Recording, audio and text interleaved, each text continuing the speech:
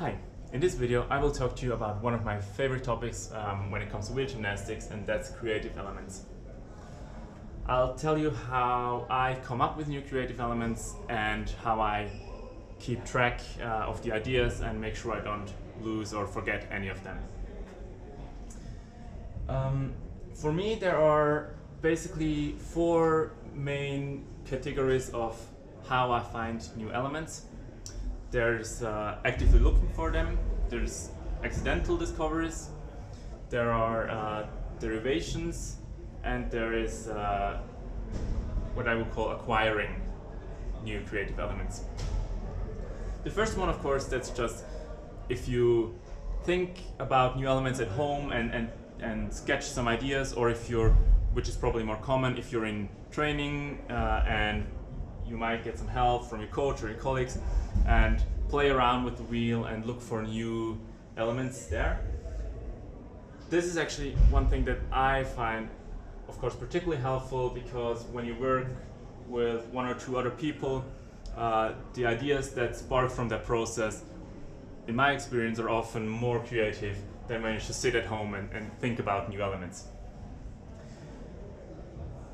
The second category, that's accidental discoveries, that's something quite interesting. I find when you're in training, do a series of exercises or you perform at a competition and something doesn't go quite as planned, but what you do turns out to be something that might result in a cool creative element. That has happened before for me, and can also happen when you see someone else doing something that's not planned.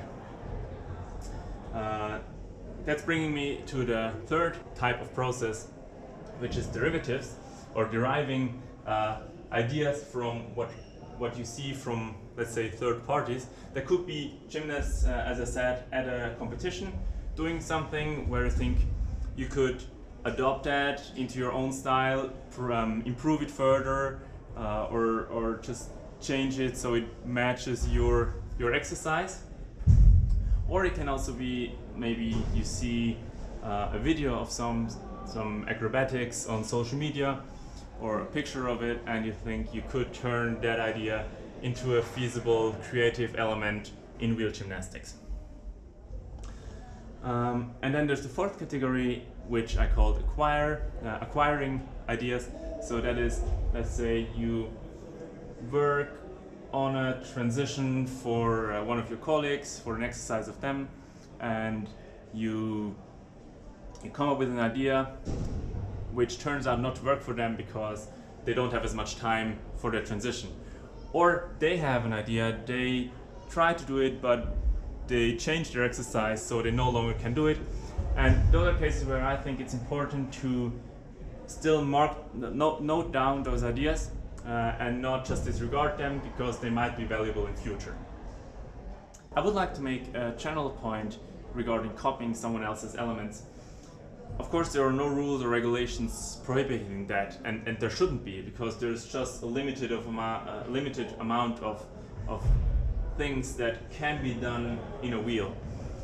However, in my experience, it is really valuable to have your own original ideas, just because even though the judges are supposed to be purely rational and not judged by emotion, if you have a lot of wow effects or surprising elements in your exercise that they did not expect, that still does leave a positive impression on them, which can improve the marks that you get. Now, regarding how I keep track of my ideas, I used to have a folder on my computer where I stored pictures of sketches of new ideas, and where I had some video clips from old trainings where we played around. Actually, one of the second pose in my current exercise was one that I recorded maybe 2013 or so, and just recently discovered, so I incorporated it into this exercise. I'll put a link on the screen, I'll put a video on the screen somewhere. but I soon changed to a note app that I have on my phone and on my tablet. For me, that's the most convenient way because I always have those devices, or at least one of those devices, with me. So if I have an idea, be it in training or anywhere, I can note them down. I always have a digital backup, so I'm sure not to forget them.